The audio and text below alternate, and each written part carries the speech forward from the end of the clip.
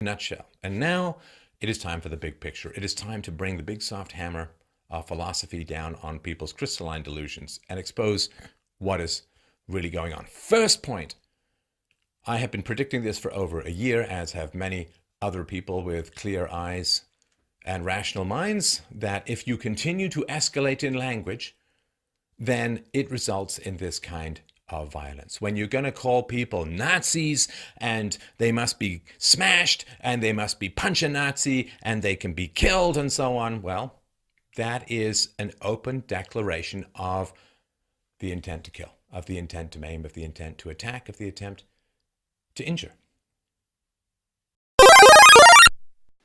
And you just have to keep repeating this kind of stuff. You walk towards the fire, as Breitbart said, not away from it.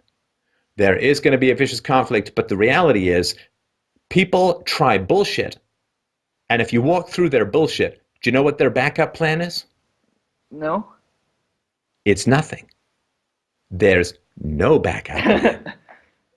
That's it. I'm going to use names at you.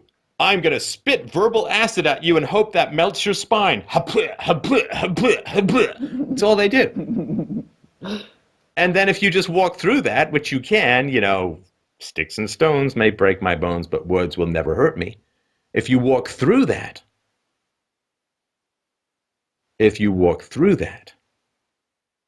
their backup plan is, okay, I'll follow you.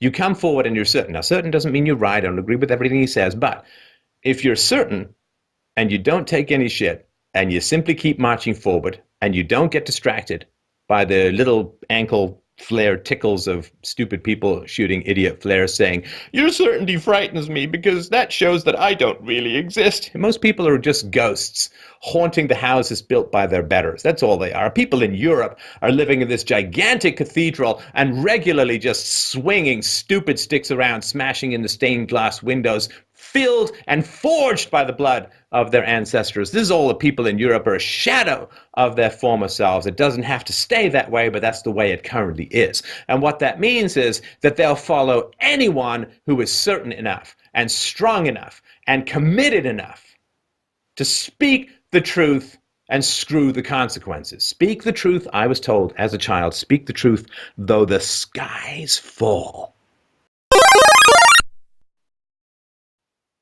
And you want to do it, not some Hitler 2.0, right? Because that's what's going to, if people like you step aside, who can understand the truth and who can speak and communicate the truth, if people like you run, stand aside and so on, someone's going to come along and deal with the problem. I'd rather it be you starting that process than Hitler 2.0 coming up, because that's going to be really not pleasant to. Racial disparities, ethnic disparities are the ultimate government program because they import disparate groups who end up with disparate outcomes, and then they blame all of those disparate outcomes are blamed on white racism. So it's a perfect opportunity to endlessly attack whites, particularly white males. And because governments are trying to solve a problem that may in fact be genetic, it will never get solved. It's perfect. It's a perfect government program. So governments will only benefit from this mess. Yeah, I totally agree. And this is, of course, the ancient communist goal, right? Communists in the 1920s and the 1930s realized that they couldn't sell communism because it was shit. People were starving to death. In the Ukraine, formerly the breadbasket of Europe, they were starving to death by the millions. They couldn't sell communism as anything good. All they could do was take a long, slow, multicultural dump on the fine porcelain china of Western capitalist democracies.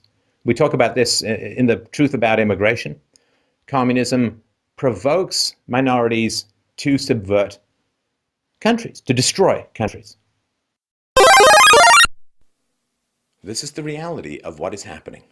This is the demographic suicide of the United States. You want to know why Donald Trump's doing well? You want to know why people are quite behind him? Because nobody ever asked the American population if they wanted to live in a third world country by degrees. Nobody. Before 1970, immigrants much more likely to have college degrees, much more likely to make more money, less likely to be on welfare, more likely to own their own homes. After 1970, whoop, all flips around.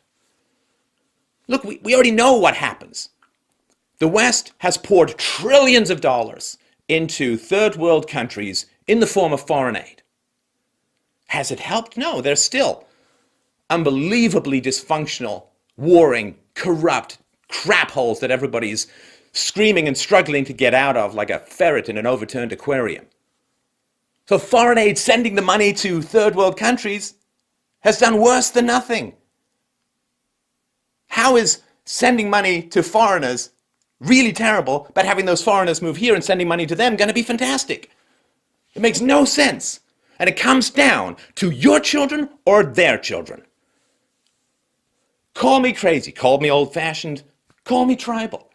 Hey, call me a cab. But the reality is, if I have to choose between my daughter's future and some foreigner's kid's future, hey, sorry, it's not even a close call. Hey, I expect them to do the same.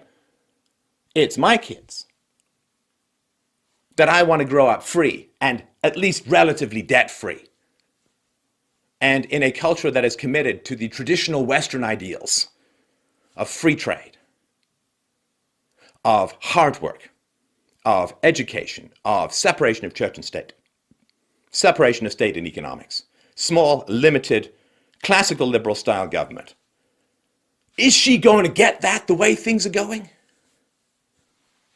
Are your children going to get that the way things are going? And this is why people are talking about immigration.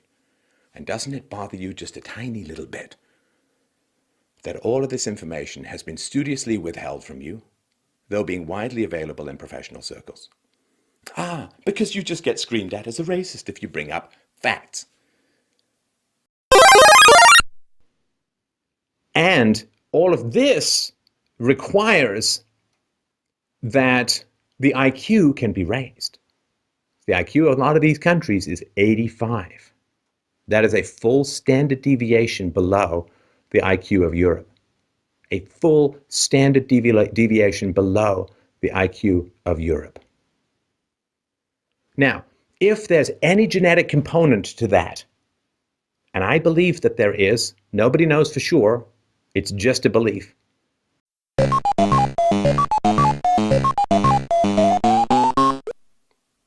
And this is why people are talking about immigration. And doesn't it bother you just a tiny little bit that all of this information has been studiously withheld from you, though being widely available in professional circles? Because you just get screamed at as a racist if you bring up facts. Well, don't shoot the messenger, and the numbers ain't racist. If groups act differently, we can begin to judge them differently. Once groups act the same, if you judge them differently, then you may be a racist. But if groups act differently, it's not racist to say that groups act differently. A third of the Mexican population now lives in the United States, largely taking welfare and voting for Democrats who want a bigger nanny state to take away guns and to have bigger government and more control over the population. A third of Mexico is trying to bring Mexican-style government to the United States. A third of Mexico has moved to America. Are they becoming Americans? No. America, unless you stop it, will become Mexico. So share this information. For me, for you, for the kids, for the future. Don't even hesitate. Share it now. It's time. As a result, that's science. Don't blame me. Don't shoot the messenger. But this race and IQ stuff is foundational. It's the foundational test as to whether somebody has integrity or is scared of the left, right? Because if you start talking about race and IQ, immediately facts be racist, right? You're racist and so on. It's like, no. You're a racist if you avoid these topics. I was told as a child, speak the truth though the skies fall.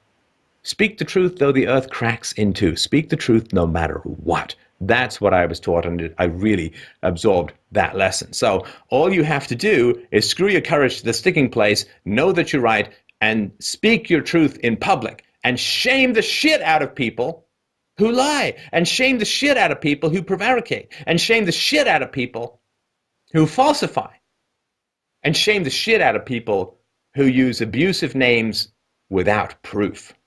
Without proof. You know, people, oh, Steph's identified empirical facts about racial differences. He's a racist. No, Mother Nature's a racist. I'm just shining the light. And people call me a racist, like, okay, if you calling me a racist without explicit and clear proof that I am a racist, you're the racist.